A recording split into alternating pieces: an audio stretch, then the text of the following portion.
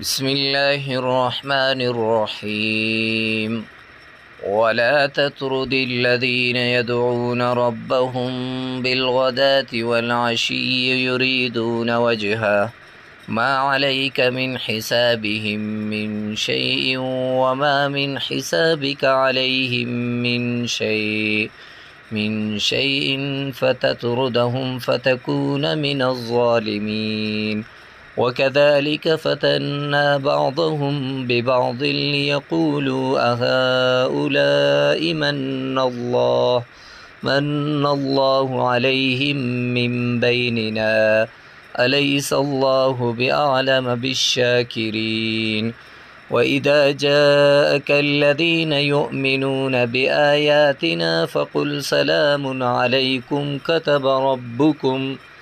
كتب ربكم على نفسه الرحمة أنه من عمل منكم سوءا بجهالة ثم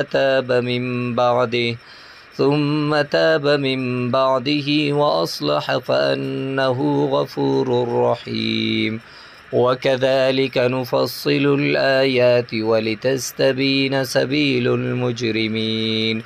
قل إني نهيت أن أعبد الذين تدعون من دون الله قل لا أتبع أهواءكم قد ضللت إذا وما أنا من المهتدين.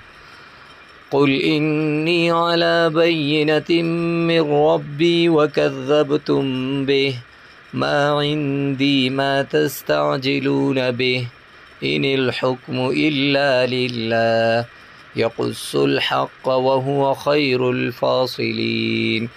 قل لو أن عندي ما تستعجلون به لقضي الأمر بيني وبينكم والله أعلم بالظالمين.